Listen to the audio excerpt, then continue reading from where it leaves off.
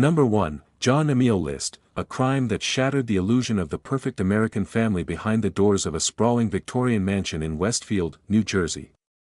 On November 9, 1971, the bodies of 5 people were discovered in the ballroom of the List family home at 431 Hillside Avenue, a residence so large and imposing that it had earned the nickname Breeze Knoll among locals who walked past its manicured lawn and admired its 19th-century architecture.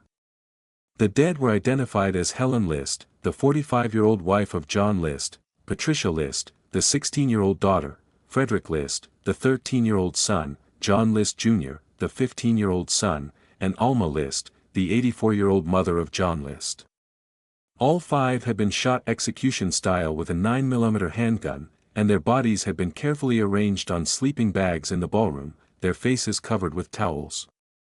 The windows of the home had been sealed, the lights left on, and a note had been left on the secretary desk in the study. The note, addressed to the pastor of the local Lutheran church, explained that John List had killed his family because he could no longer provide for them financially, and he believed that killing them was the only way to save them from the shame of poverty and the eternal damnation he believed awaited those who could not sustain themselves. It was a document that revealed the mind of a man who had constructed an elaborate rationalization for the most incomprehensible of acts, a man who believed that murder was an act of mercy wrapped in the twisted logic of religious fundamentalism and financial despair. John Emil List was born on September 17, 1925, in Bay City, Michigan, the only child of German Lutheran parents who raised him in an environment of strict religious observance and emotional restraint. His father, John Frederick List, was a factory worker who instilled in his son a rigid sense of duty, discipline, and the importance of maintaining appearances at all costs. List grew up in a household where emotions were suppressed, where vulnerability was considered weakness, and where the outward projection of respectability was paramount. He attended the University of Michigan, where he earned a degree in business administration before serving in the United States Army toward the end of World War II, though he never saw combat. After his military service, List returned to Michigan and eventually found work as an accountant, a profession that suited his meticulous, detail-oriented, and socially reserved personality. In 1951, he married Helen Moran Taylor, a widow with a daughter from a previous marriage named Brenda, and the couple appeared to be building the kind of stable, middle-class life that was held up as the American ideal in the post-war era. List worked his way up through various accounting positions, eventually becoming the vice president and controller of a bank in Jersey City, New Jersey, a position that provided the family with a comfortable income and the social standing that List craved. By the late 1960s, the List family had moved into the Breeze Knoll mansion in Westfield, an affluent bedroom community about 20 miles southwest of Manhattan, where they joined a Lutheran congregation and presented themselves as a model family. John List served as a Sunday school teacher and a respected member of the church community. Helen List was active in church activities, and the 3 List children attended local public schools where they were described as polite, well-behaved, and unremarkable in the way that suburban children often are. But beneath this carefully maintained surface, the List family was disintegrating in ways that only John List himself fully understood, and even he was unable or unwilling to confront the reality of his situation with anything resembling honesty. The problems had begun years earlier, rooted in List's inability to hold steady employment despite his qualifications and the fact that he had once held a prominent position.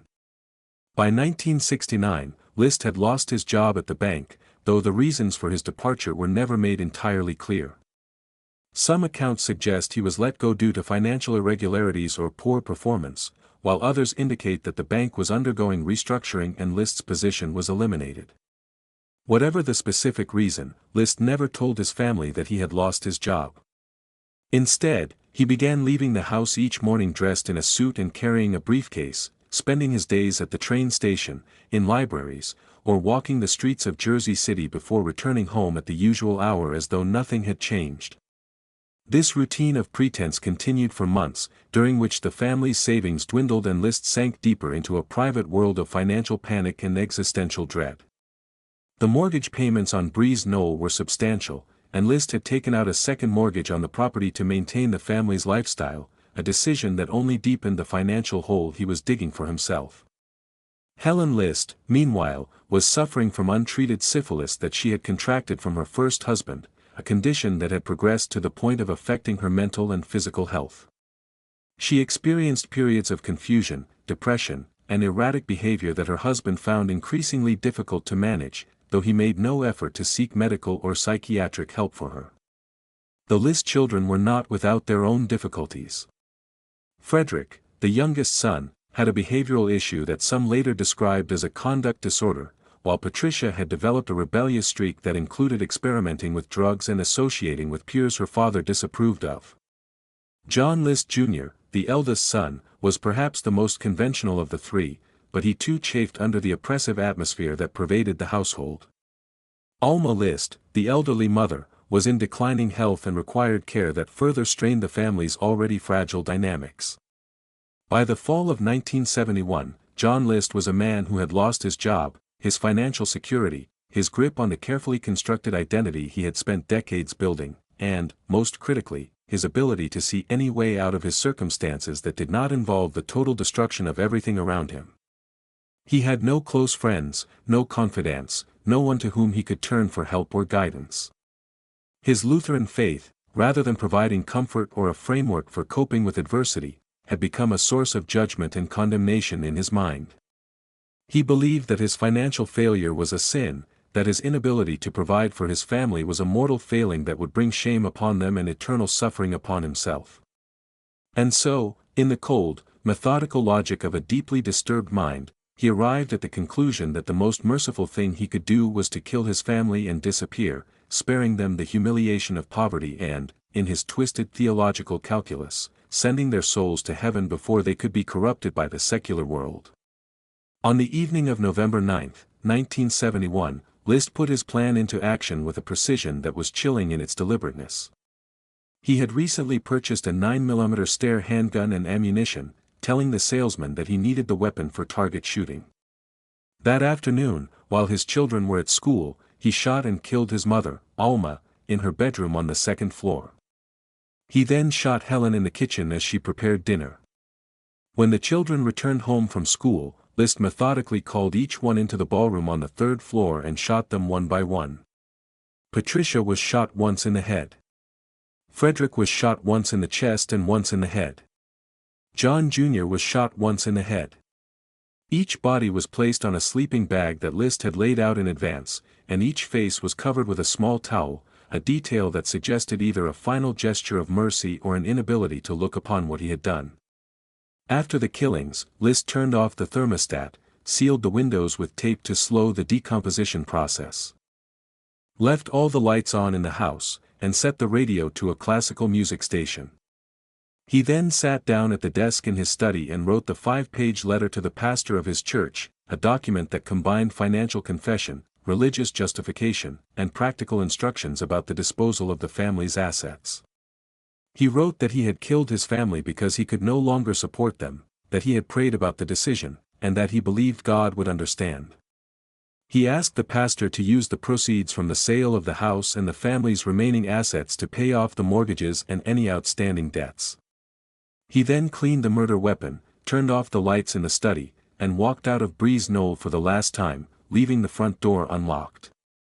For nearly a month, no one noticed that anything was wrong at the List house. Neighbors assumed the family had gone on an extended vacation. The children's school received no phone calls reporting their absence, which was not unusual at the time. It was not until December 7, 1971, more than 4 weeks after the murders, that neighbors alerted police after noticing that the house seemed abandoned and that a buildup of mail and newspapers had collected at the curb. When officers entered the home, they found the 5 bodies in the ballroom and the letter on the desk. The investigation moved quickly to identify John List as the perpetrator, and a nationwide manhunt was launched. But List had vanished completely. He had driven to the airport in a borrowed car, left it in long-term parking, and disappeared into the vastness of America. For 18 years, John List lived under assumed identities, moving from state to state, working menial accounting jobs, and never drawing attention to himself.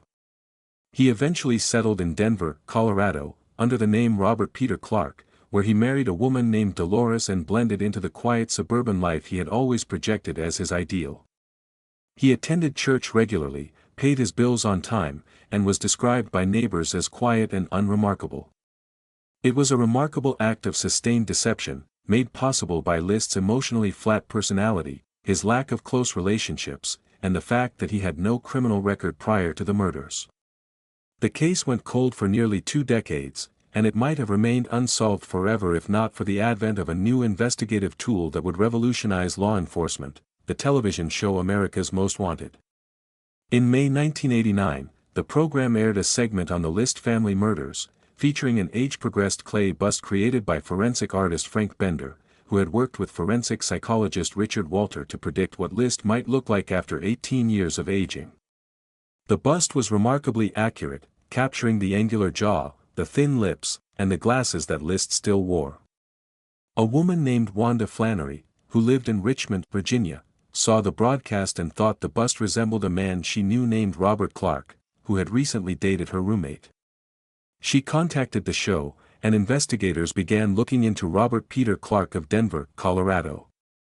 They discovered that Clark had no social security number from before 1971, no verifiable past, and a background that consisted entirely of fabricated details.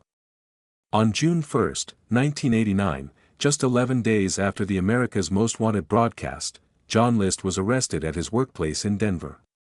When confronted by FBI agents, he initially denied being John List, but he eventually confessed, telling investigators that he had known this day would come and that he was, in a sense, relieved. List was extradited to New Jersey, where he was charged with 5 counts of first-degree murder. His trial began in April 1990, and the proceedings drew national attention, not only because of the horror of the crimes but because of the extraordinary length of time List had evaded capture.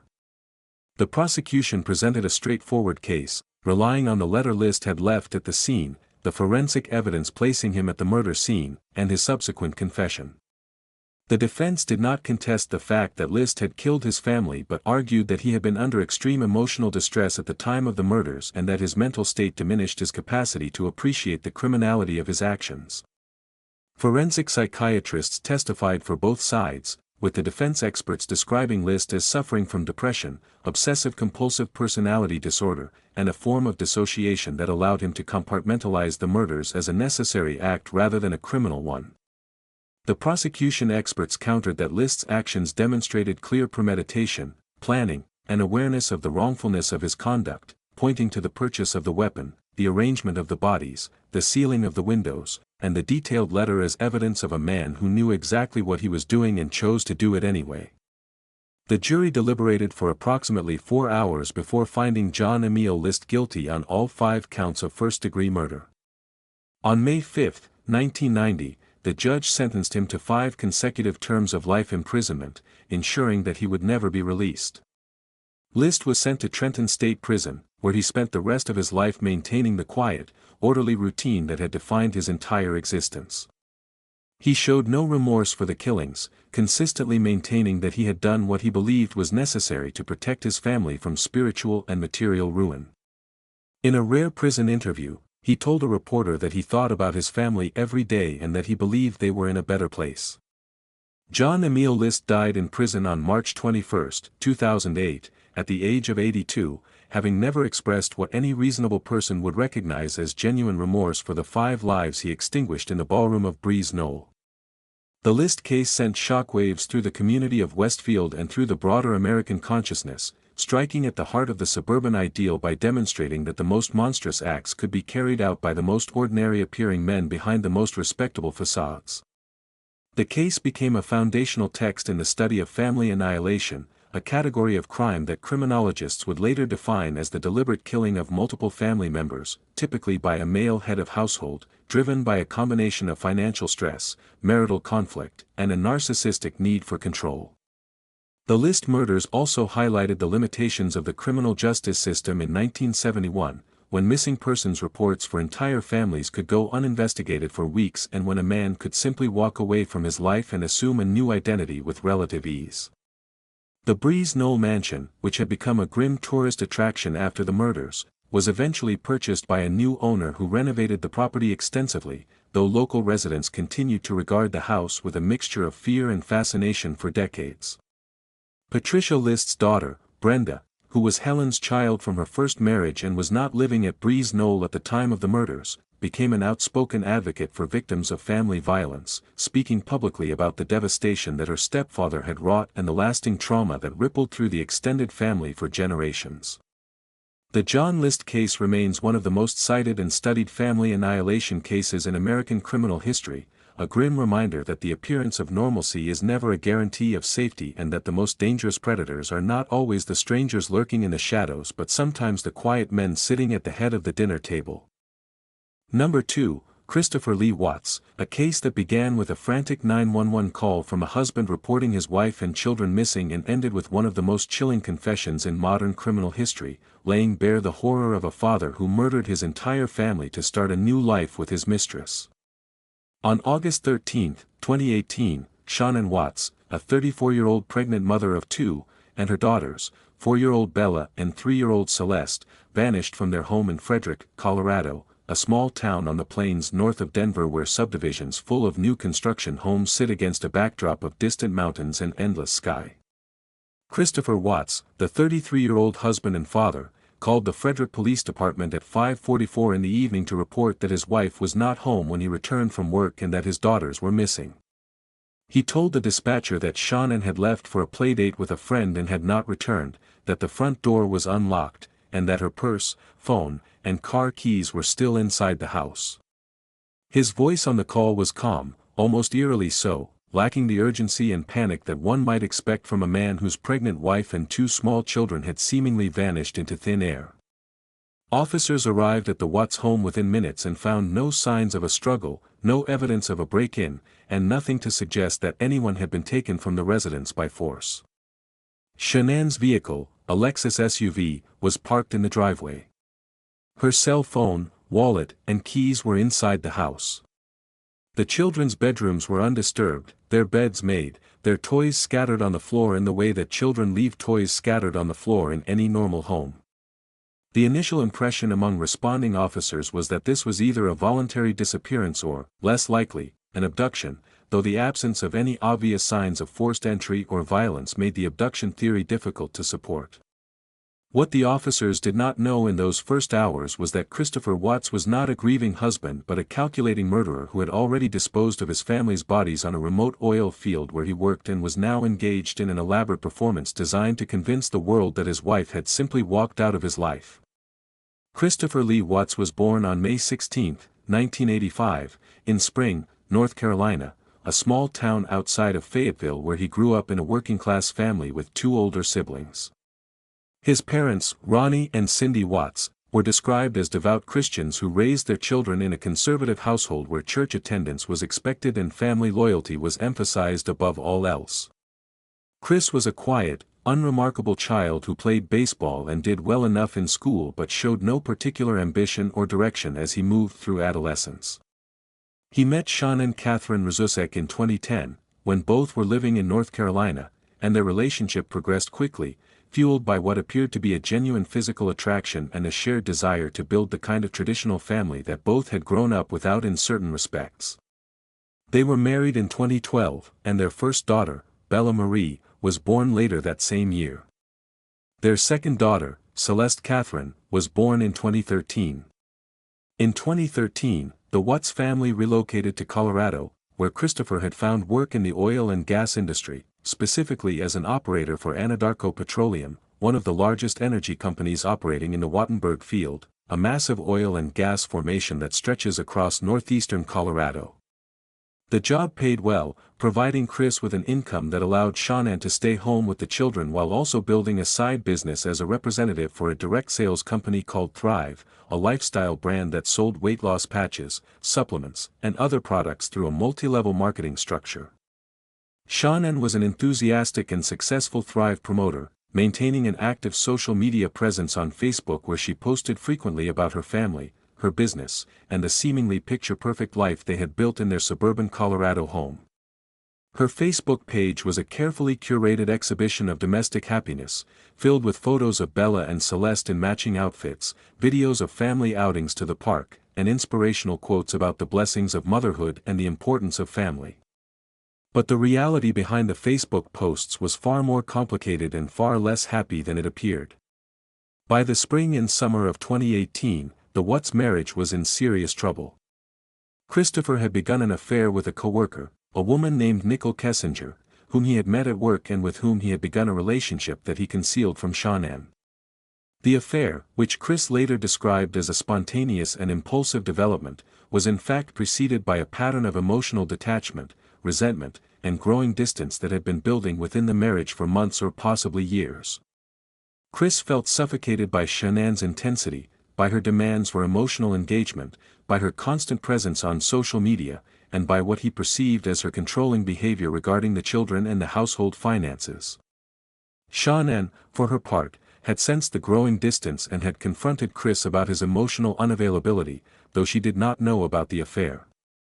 In the weeks leading up to the murders, the tensions between them had escalated to the point where Shanann had scheduled a couples counseling session, a session that Chris agreed to attend but had no intention of following through on.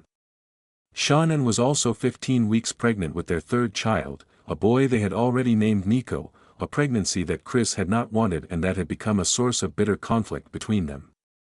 On the evening of August 12, 2018, the night before the murders, Shanann returned from a business trip to Arizona. Chris picked her up at the airport, and the drive home was tense and uncomfortable. Shanann had discovered, through a friend, that Chris had been acting strangely in her absence, staying out late and being evasive about his whereabouts. That night, after the children were in bed, the couple argued. The specifics of the argument are known only from Chris's subsequent confession, and his account is inherently self-serving, but he acknowledged that Shanann confronted him about the affair, or at least about his suspicious behavior, and that the argument became heated. Chris later claimed that he strangled Shanann during this argument, saying that he put his hands around her throat and squeezed until she stopped moving. He described the act as almost automatic, as though he had stepped outside of himself and watched his hands do something that his mind could not fully comprehend or accept. This claim of automatism, of a sort of dissociative episode in which the conscious mind shuts down while the body acts, is a common feature of confessions by family annihilators, who often describe the moment of killing as a surreal, dreamlike experience rather than a deliberate choice.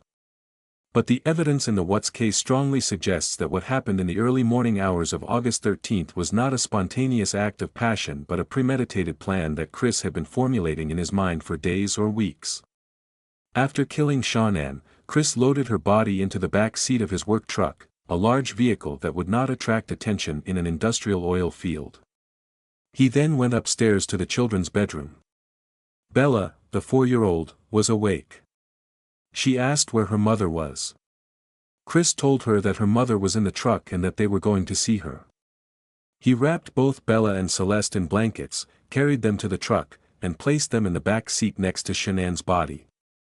He then drove approximately 45 minutes to the CR, Carbon Energy Resources, oil field site where he worked, a remote location on a gravel road surrounded by open prairie and oil storage tanks.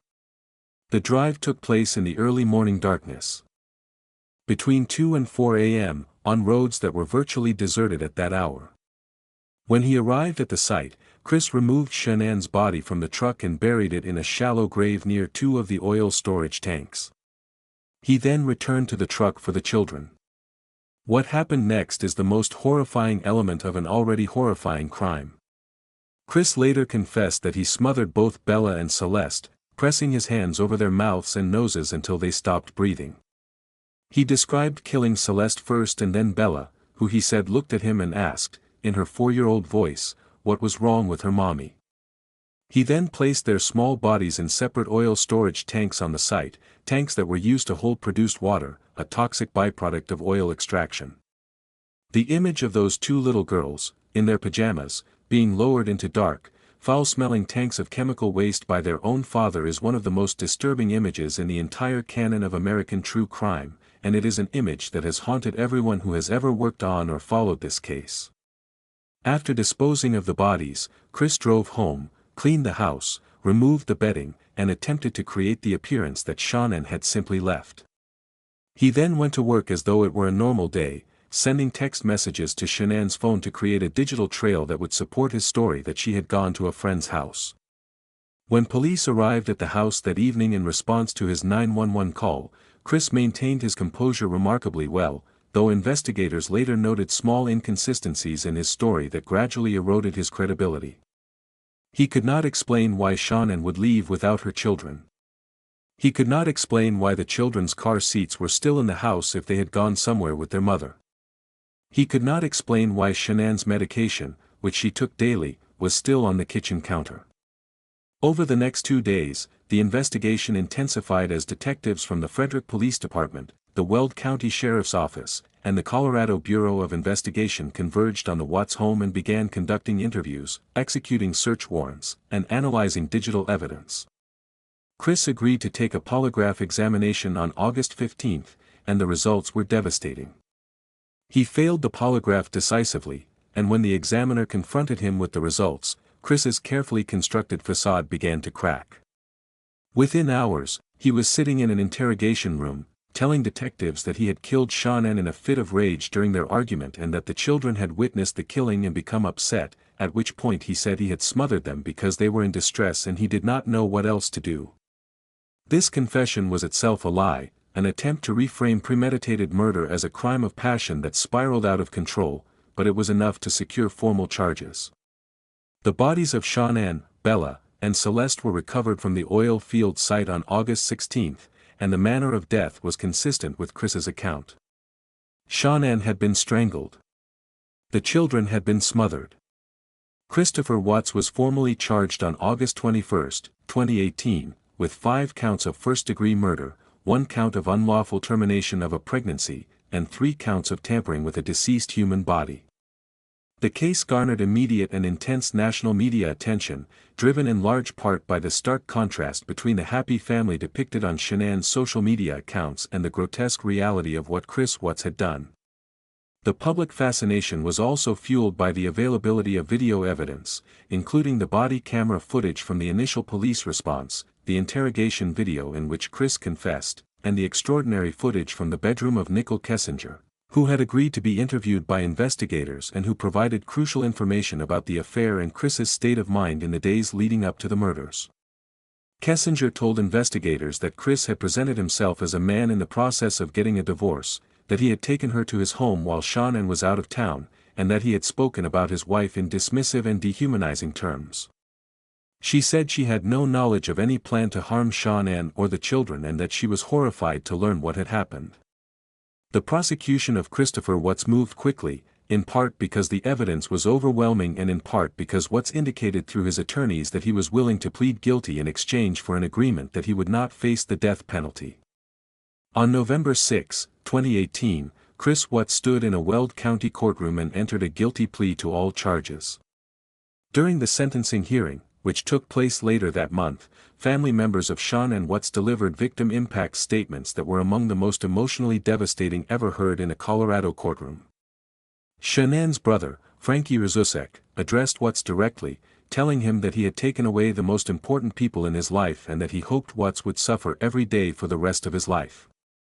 Shannon's mother, Sandra Rzusek, described the agony of losing her daughter and grandchildren and the incomprehensible cruelty of a father who could murder his own children. The judge sentenced Watts to 5 consecutive life sentences without the possibility of parole, plus an additional 48 years for the unlawful termination of the pregnancy and the tampering charges. He was sent to the Dodge Correctional Facility in Wisconsin, as part of an interstate compact agreement, where he remains incarcerated today, serving a sentence that guarantees he will die in prison. The Christopher Watts case became a cultural touchstone in the true crime community, generating hundreds of hours of YouTube content, multiple documentary specials, and at least 2 books. The case resonated because it touched on so many contemporary anxieties: the gap between social media performance and private reality, the dangers of emotional infidelity in the age of smartphones, the vulnerability of pregnant women, and the horrifying possibility that the person sleeping beside you could be capable of the most unforgivable acts. Criminologists who studied the case noted that Watts fit the profile of the family annihilator almost perfectly: a male in his early 30s, experiencing financial and relational stress, perceiving his family as an obstacle to a desired new life, and possessing a narcissistic personality structure that allowed him to rationalize the elimination of his wife and children as a necessary step toward personal freedom. The case also prompted a broader conversation about the warning signs of domestic homicide and the need for better education and awareness among friends, family members, and community members who might be in a position to intervene before a crisis becomes a tragedy. In the years since the murders, the Watts home in Frederick has been sold to new owners, and the oil field where the bodies were found has continued to operate as though nothing happened, a quiet patch of industrial prairie that bears no visible trace of the unspeakable acts that were committed there in the darkness of an August morning. But for those who followed the case, the names Bella, Celeste, and Sean and Watts remain indelible, a permanent reminder of the fragile line between the life we project to the world and the darkness that can exist behind closed doors. Number 3, Ronald Joseph McDonald, a case that unfolded in the small industrial city of Fitchburg, Massachusetts, in 1986, revealing how a man who appeared to be a devoted husband and father could methodically murder his entire family and then attempt to destroy the evidence with fire, all while the community outside remained blissfully unaware of the horror taking place within the walls of a modest colonial home on a quiet residential street. On the evening of October 18, 1986, firefighters responded to a report of a structure fire at the McDonald residence at 142 Mechanic Street in Fitchburg, a city of approximately 40,000 people located in north-central Massachusetts, about 50 miles west of Boston.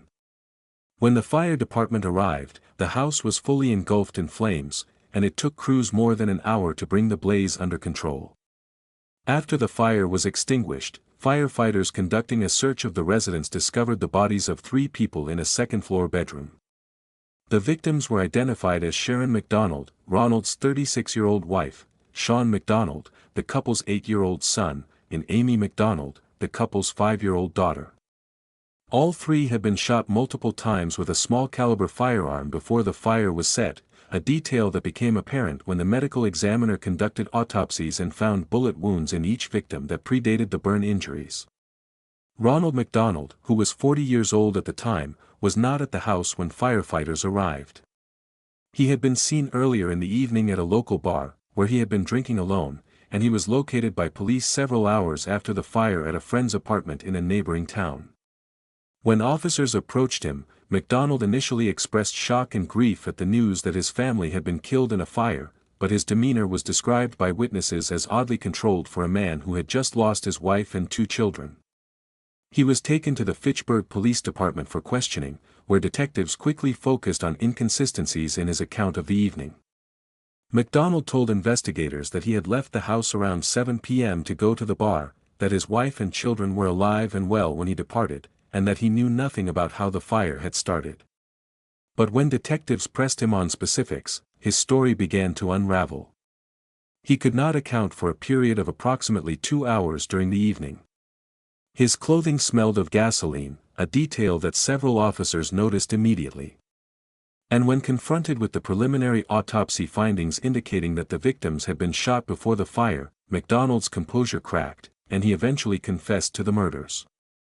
Ronald Joseph McDonald was born on March 12, 1946, in Fitchburg, Massachusetts, one of 3 children raised in a working-class Irish Catholic family in a city that had once been a thriving manufacturing center but had by the 1970s and 80s fallen on hard times as the textile and paper industries that had sustained it for generations declined and relocated.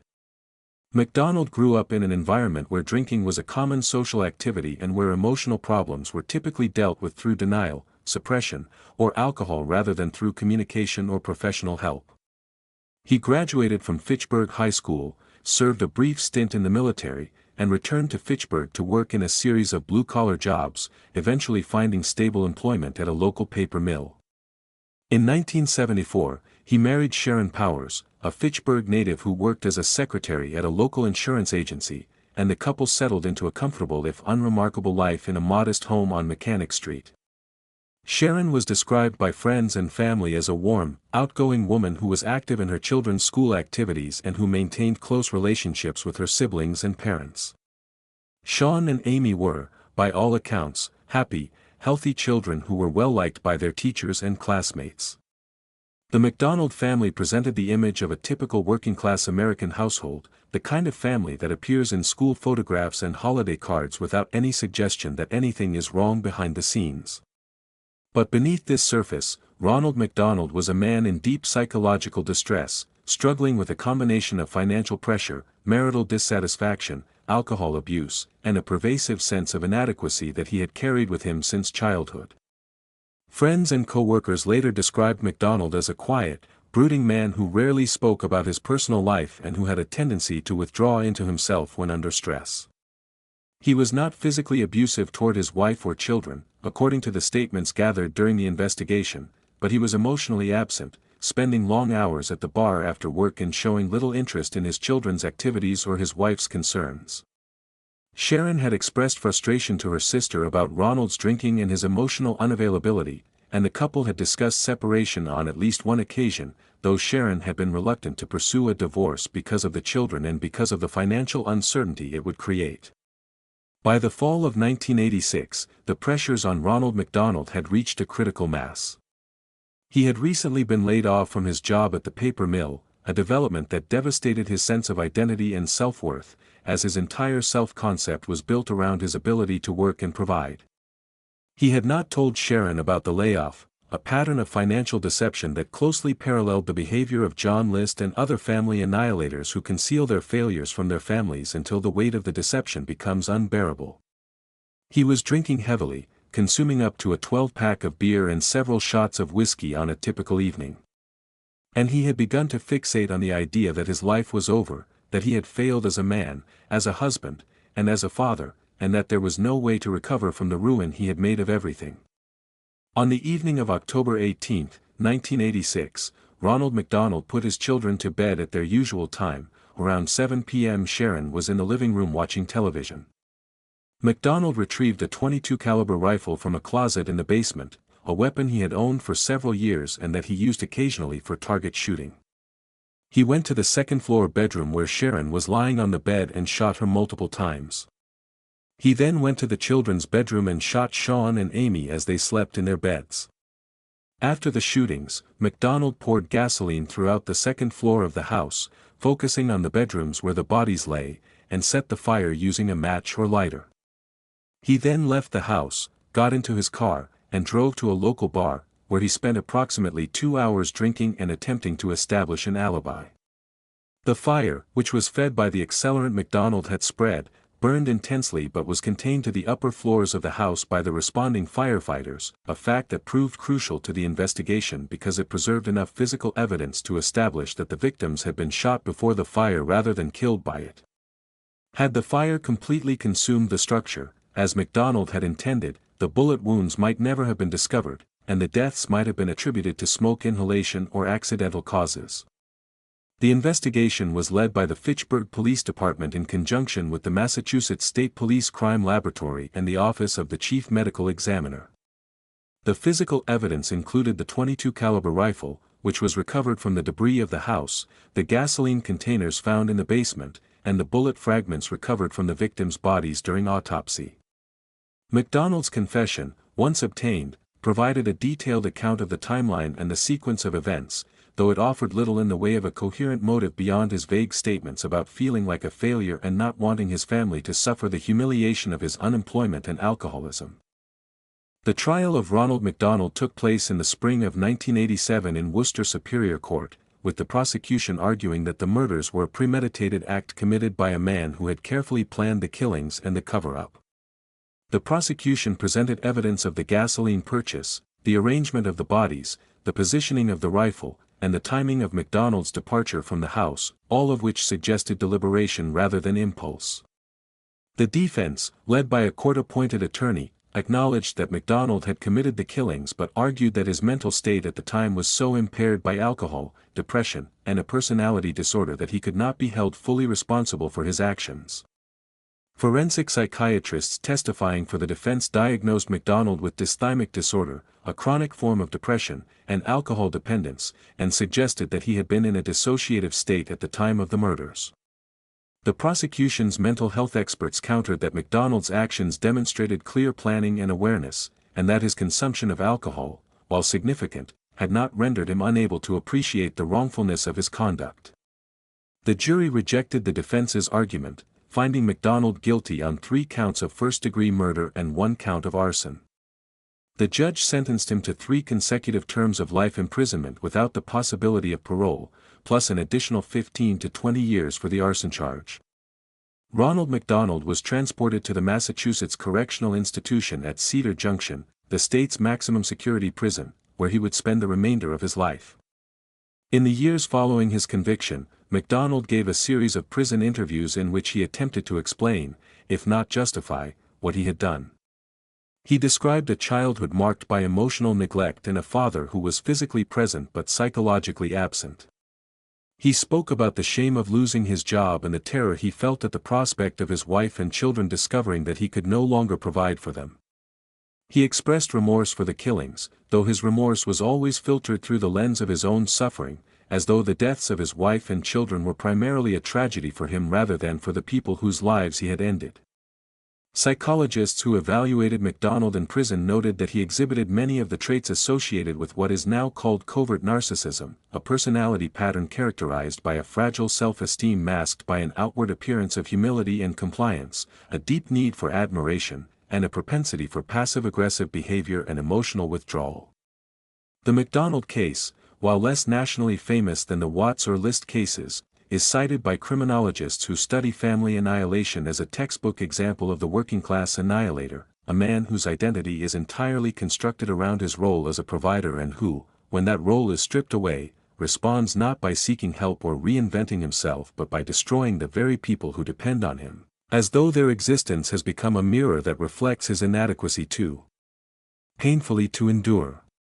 The house at 142 Mechanic Street in Fitchburg was eventually demolished, and the lot where it stood remained empty for many years, a bare patch of ground in a neighborhood of otherwise well-maintained homes, a silent monument to a night of violence that the community struggled to understand and ultimately chose to forget. Sharon McDonald's family, particularly her parents and her siblings, were devastated by the murders and by the realization that the man they had welcomed into their family had been capable of such an act. Sean and Amy McDonald were buried side by side in a Fitchburg cemetery, their small headstones bearing the dates of their brief lives, dates that end in October of 1986, a month that their extended family will always associate with an irreplaceable loss. The case also prompted discussions within the Fitchburg community about the availability of mental health services for working-class men, many of whom had no access to counseling or therapy and who dealt with the pressures of unemployment, financial stress, and relationship conflict through the only coping mechanism they knew: silence, avoidance, and alcohol.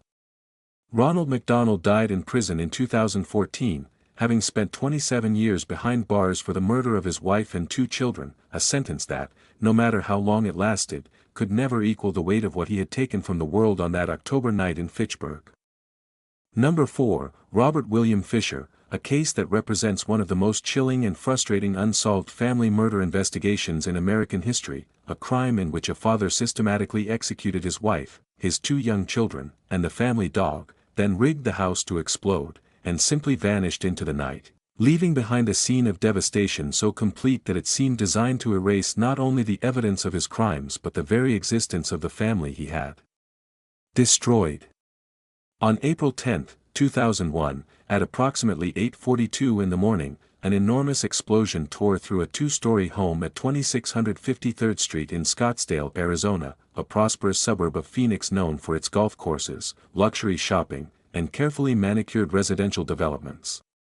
The blast was powerful enough to blow out the windows of neighboring homes, scatter debris across the street, and send a column of smoke and flame rising into the clear Arizona sky that could be seen for miles.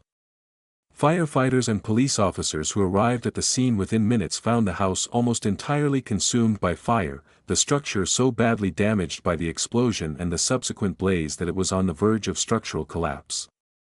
After the fire was brought under control, search teams entered the ruins and discovered the bodies of 3 people amid the rubble. Mary Fisher, Robert's 38-year-old wife, and the couple's 2 children, 12-year-old Brittany and 10-year-old Bobby, were found in their beds, each having suffered a single gunshot wound to the head. The family dog, a golden retriever, was also found dead in the house, its throat cut. The medical examiner determined that all 3 victims had been shot before the explosion occurred, meaning that the blast was not the cause of death but rather a calculated attempt to destroy the crime scene and any forensic evidence that might point to the killer. Robert Fisher was nowhere to be found. His vehicle, a 2001 Toyota Sequoia, was missing from the driveway. His wallet, his passport, and several changes of clothing were also missing from the house. From the very beginning, investigators from the Scottsdale Police Department and the Bureau of Alcohol, Tobacco, Firearms and Explosives treated Robert Fisher as the primary suspect, and as the investigation unfolded, the evidence pointing to him became overwhelming. Gasoline had been poured throughout the house and into the HVAC system, creating a vapor cloud that was ignited by a timing device, likely a candle or a modified electrical connection, that allowed Fisher to set the explosion and leave the area before it detonated. The weapon used to shoot the victims, a high-powered rifle, was not found in the debris, suggesting that Fisher had taken it with him when he fled. Neighbors reported hearing what sounded like a gunshot around 1 or 2 in the morning, several hours before the explosion, which was consistent with the timeline established by the medical examiner. And when investigators interviewed Fisher's friends, co-workers, and family members, a portrait emerged of a man who had been harboring deep resentments and dark thoughts for months, if not years, behind a facade of normalcy that was, in retrospect, almost impenetrable. Robert William Fisher was born on April 13, 1961, in Brooklyn, New York, the second of 3 children. His family moved to Arizona when he was a teenager, and he attended high school in the Phoenix area before enrolling at Arizona State University, where he studied engineering but did not complete a degree. He joined the United States Navy, where he served as a machinist's mate and developed the mechanical skills that would later prove relevant to the investigation of the explosion at his home. After his naval service, Fisher returned to Arizona and found work as a surgical technician at a hospital in the Phoenix area, a job that required precision, attention to detail, and the ability to remain calm under pressure, all qualities that Fisher possessed in abundance. In 1987, he married Mary Dawn Goff, a nurse whom he had met through their work at the hospital, and the couple settled into a comfortable suburban life in Scottsdale. Brittany was born in 1988, and Bobby followed in 1990. By all outward appearances, the Fisher family was thriving. Robert held a steady job, Mary was a dedicated mother and professional, and the children were good students who participated in school activities and community sports. The family attended a local church, where Robert volunteered as a sound technician, a role that suited his technical aptitude and his preference for being helpful from behind the scenes rather than being the center of attention. But beneath this surface, Robert Fisher was a man consumed by anger, resentment, and a sense of entitlement that had been festering for years. Friends and family members interviewed after the murders described Fisher as a man who was always simmering, who never raised his voice but who communicated his displeasure through cold silences, sarcastic remarks, and a passive-aggressive hostility that eroded the emotional atmosphere of the household. He was controlling and rigid, insisting that everything in the house be arranged according to his specifications and that his wife and children conform to his expectations without question. He was deeply resentful of Mary's success as a nurse and of the social connections she maintained through her work and her church activities, perceiving her independence as a threat to his authority. He was also resentful of what he saw as the financial burdens of family life, complaining to friends about the cost of the children's activities and the mortgage on the Scottsdale house, even though the family was not, by any objective measure, experiencing financial hardship. The marriage had deteriorated significantly in the months leading up to the murders, and Mary had recently consulted a divorce attorney, though she had not yet filed for divorce. She had also confided in friends that she was unhappy in the marriage and that she was considering leaving Robert, a possibility that she discussed with the cautious reluctance of a woman who understood, perhaps instinctively, that her husband was capable of responding to the loss of control with something far worse than anger. On the night of April 9, 2001, Robert Fisher put his plan into action. Sometime after midnight, while his wife and children were sleeping, he shot Mary in the head as she lay in the master bedroom. He then went to Brittany's room and shot her in the head as she slept. He then went to Bobby's room and shot him in the head as well. He slit the throat of the family dog, a detail that investigators interpreted as an act of pure malice, a final gesture of contempt for the life he was destroying. He then spent the next several hours methodically pouring gasoline throughout the house, saturating the carpets, the furniture, the walls, and the HVAC ductwork, creating a network of accelerant that would ensure the fire burned hot enough and long enough to consume the structure and the evidence it contained. He rigged a timing device, gathered his wallet, passport, clothing, and the murder weapon, and left the house in his Toyota Sequoia. The explosion occurred around 8:42 the next morning, just as the neighborhood was coming to life with people leaving for work and children walking to school. Fisher's vehicle was found on April 19, 9 days after the explosion, in a forested area near the Apache Sitgreaves National Forest in eastern Arizona, about 200 miles from Scottsdale.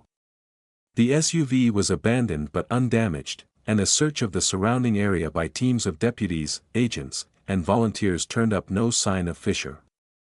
A massive manhunt followed, one of the largest in Arizona history, involving the FBI, the U.S. Marshal Service, the Arizona Department of Public Safety, and numerous local law enforcement agencies.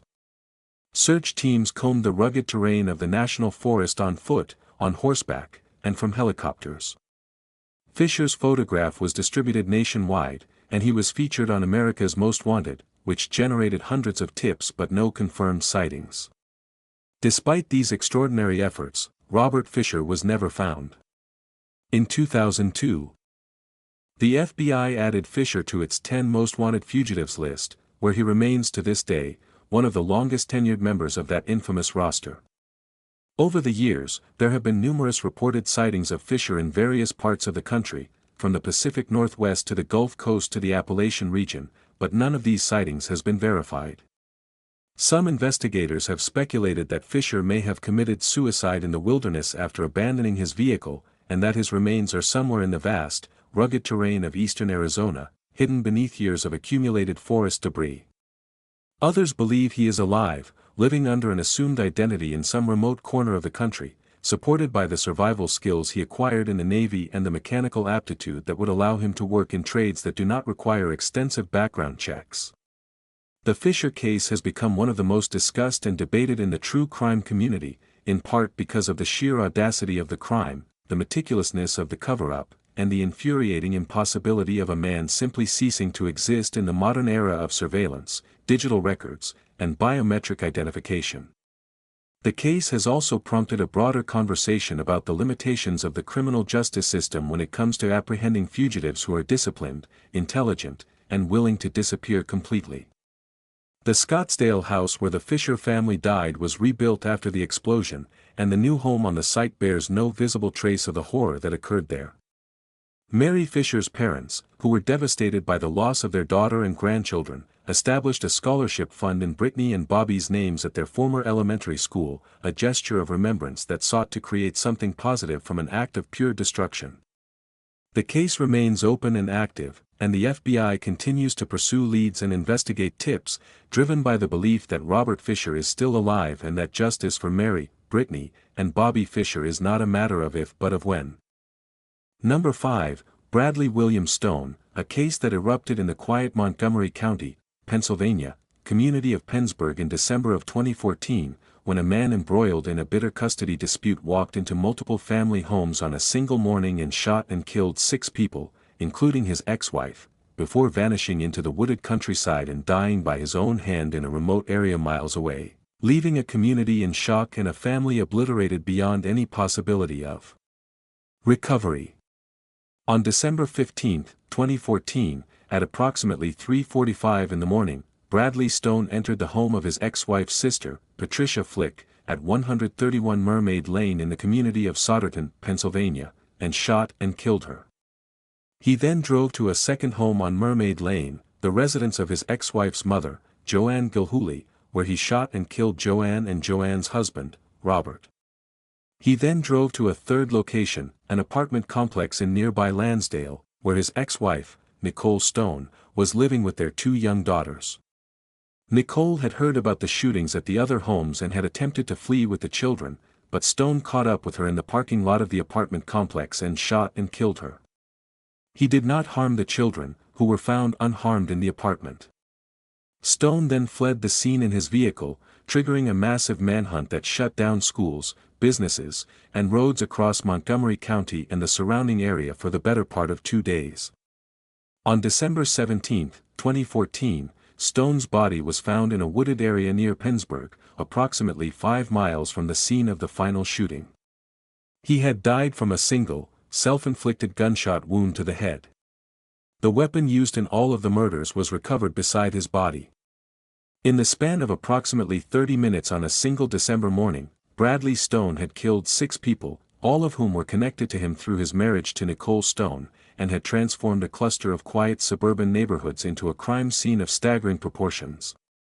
Bradley William Stone was born on November 27, 1980, and grew up in the Montgomery County area of southeastern Pennsylvania, a region of small towns, farms, and bedroom communities that sits in the shadow of Philadelphia but maintains a distinct identity rooted in its agricultural heritage and its tight-knit, often insular community structure. Stone enlisted in the United States Marine Corps after high school and served for approximately 4 years, including a deployment to Iraq, where he was involved in combat operations. After his discharge from the Marines, Stone returned to Pennsylvania and struggled to reintegrate into civilian life, a struggle that is common among combat veterans but that in Stone's case manifested in ways that were particularly dangerous. He was diagnosed with post-traumatic stress disorder, though the extent to which he engaged with treatment for this condition remains unclear. He held a series of jobs that he was unable to maintain, had difficulty sustaining relationships, and exhibited a pattern of angry outbursts, paranoid thinking, and possessive behavior that alienated friends and family members. In 2009, Stone met Nicole Connell, a woman from the same general area, and the two began a relationship that quickly became serious. They were married and had 2 daughters together.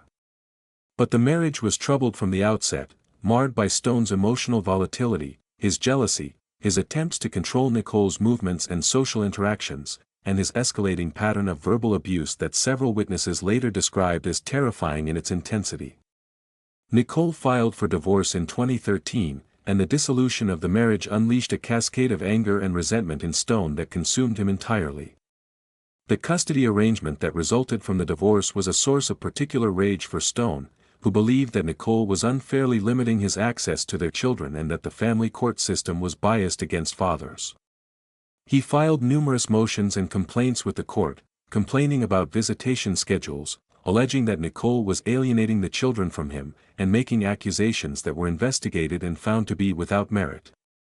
Nicole, for her part, had obtained a protection from abuse order against Stone at one point during the divorce proceedings, though the order had lapsed by the time of the murders. She had also expressed fear to family members and friends that Stone was capable of violence, telling them that his anger had reached a level that frightened her and that she did not feel safe being alone with him. On the evening of December 14, 2014, the night before the murders, Stone had been involved in an altercation at a family gathering that escalated to the point where police were called, though no arrests were made. The details of this altercation are not entirely public, but it appears to have been the immediate trigger for the killing spree that followed.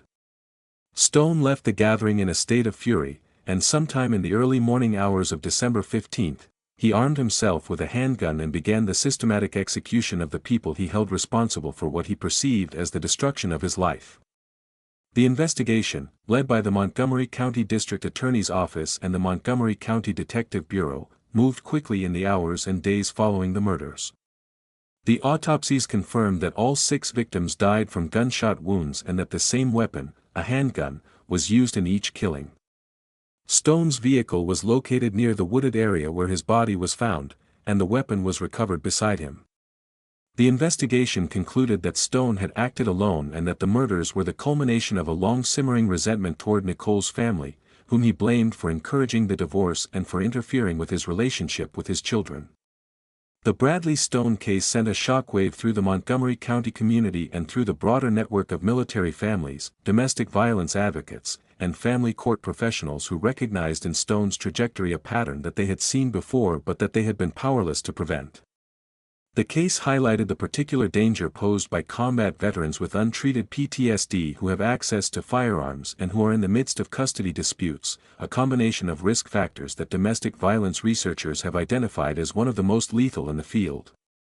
The case also raised questions about the adequacy of the protection from abuse order system in Pennsylvania, where temporary orders can be obtained relatively easily but where enforcement and monitoring are often inadequate, particularly in cases where the abuser is a trained military marksman with a demonstrated capacity for violence. Nicole Stone's two daughters, who were found unharmed in a Lansdale apartment, were placed in the custody of Nicole's family and have been raised in the years since the murders by relatives who have worked to shield them from the knowledge of what their father did, though that task becomes more difficult as the children grow older and gain access to information that no child should ever have to confront. The 6 victims, Patricia Flick, Joanne Gilhooly, Robert Gilhooly, Nicole Stone, and 2 other family members who were present at the homes during the attacks, were mourned in a series of funeral services that drew hundreds of mourners and extensive media coverage, all of it emphasizing the senselessness of the violence and the devastating ripple effects that a single act of rage can produce in a community where everyone is connected to everyone else through family, school, church, and work. Bradley Stone was buried in a private ceremony that was attended by a small number of family members, a funeral that was conducted without the public acknowledgement or mourning that the funerals of his victims received, a reflection of the community's collective judgment that Stone's death was not a tragedy but a consequence of his own choices.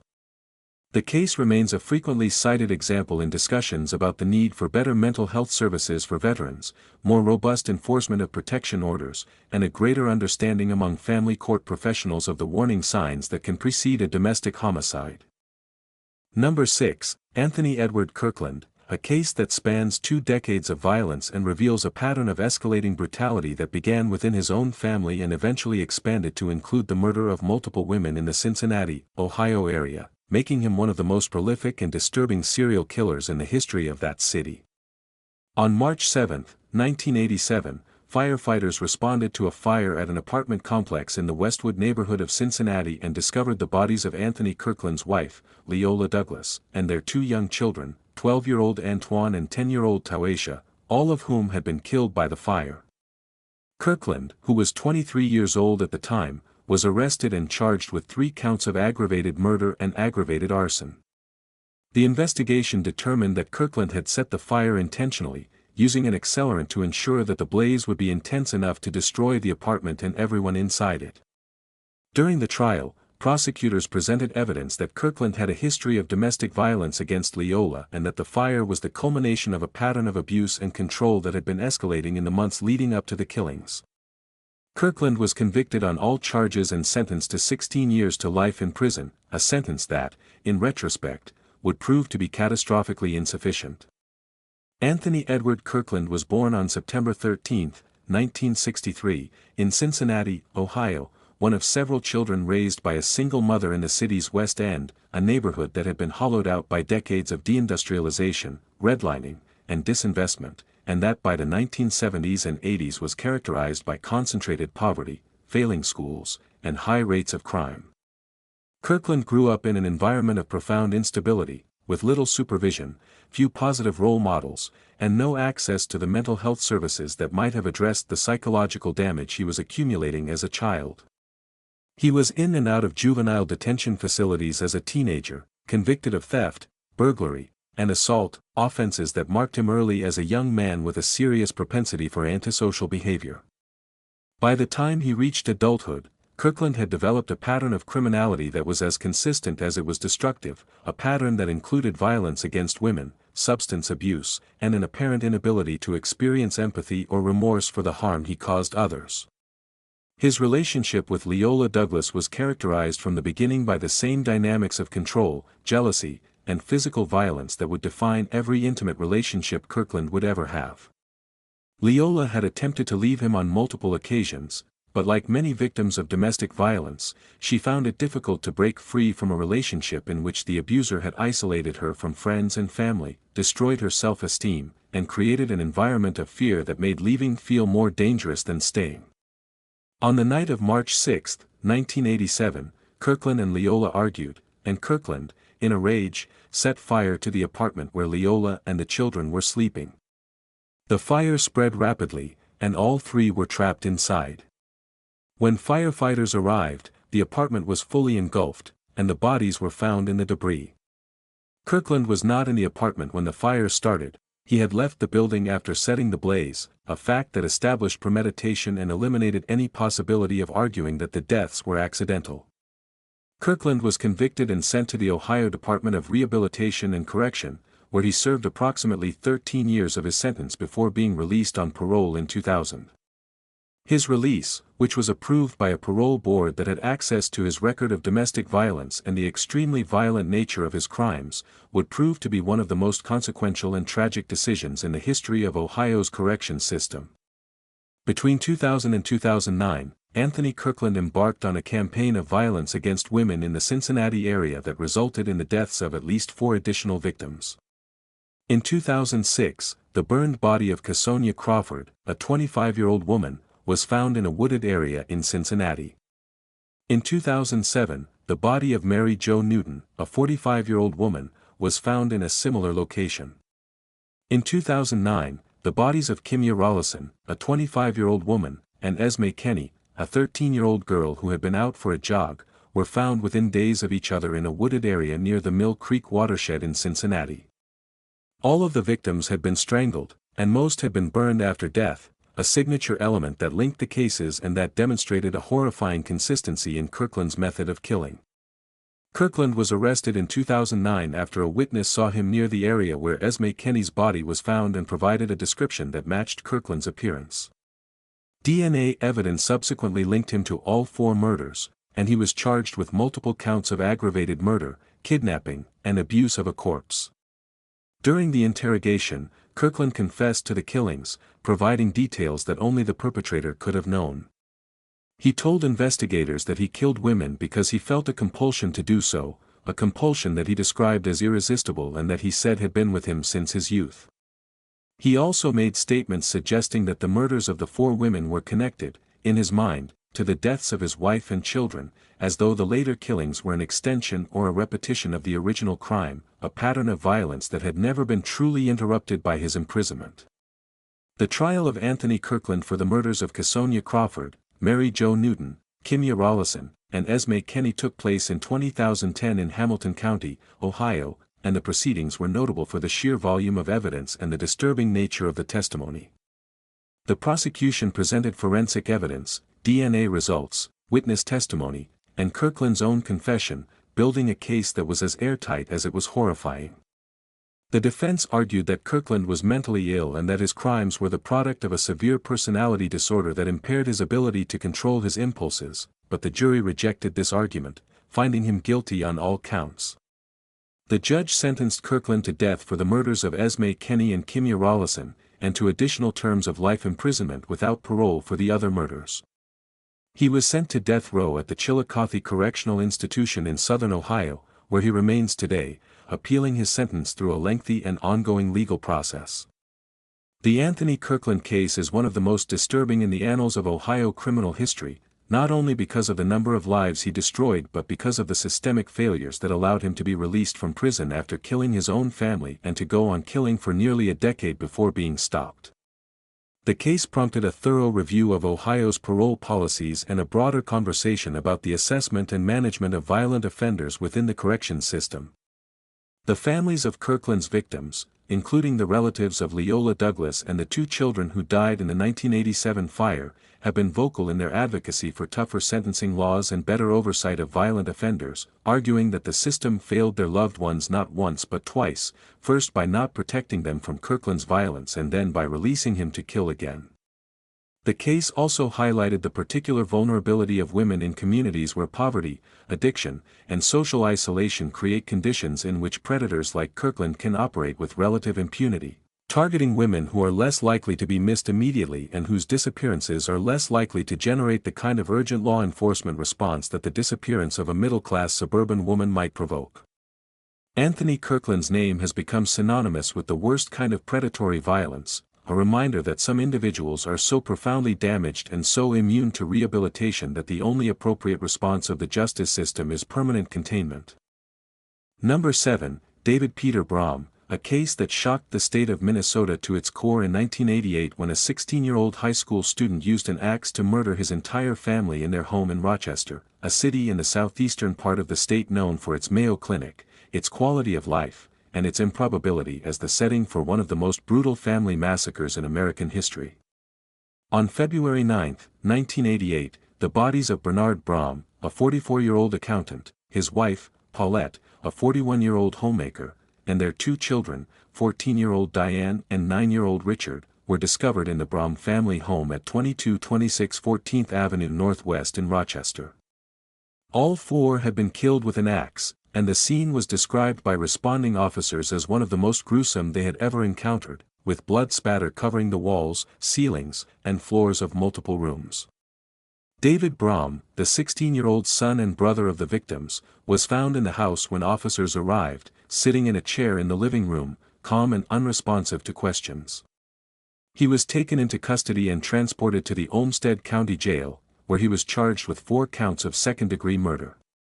David Peter Brahm was born on June 3, 1971, in Rochester, Minnesota, the second of 3 children in a family that, by all outward appearances, was stable, prosperous, and deeply embedded in the fabric of the Rochester community.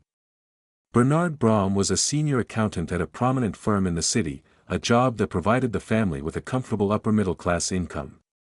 Paulette Brahm was a stay-at-home mother who was active in the local Catholic Church and in school parent-teacher organizations. Diane was a high school freshman who played in the school orchestra and was described by classmates as quiet and serious. Richard was a 4th grader who loved baseball and video games.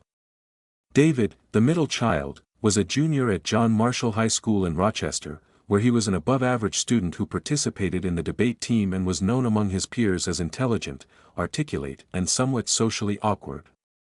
He was not a troublemaker in any conventional sense. He did not use drugs or alcohol. He did not have a history of violence or behavioral problems at school. He was not the product of an abusive or neglectful home.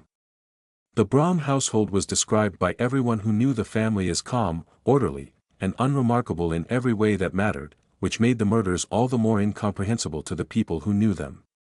The investigation, led by the Rochester Police Department and the Minnesota Bureau of Criminal Apprehension, focused from the outset on David Brahm, who was the only surviving member of the household and who had no plausible explanation for his presence in the house or for the axe, which was found in a nearby bathroom, covered in blood. Under questioning, David initially denied any involvement in the killings, but as the interrogation progressed, he confessed, providing a detailed account of the murders that was as chilling in its matter-of-factness as it was in its content. David told investigators that he had been feeling increasingly alienated from his family in the weeks leading up to the murders, though he could not articulate a specific grievance or trigger.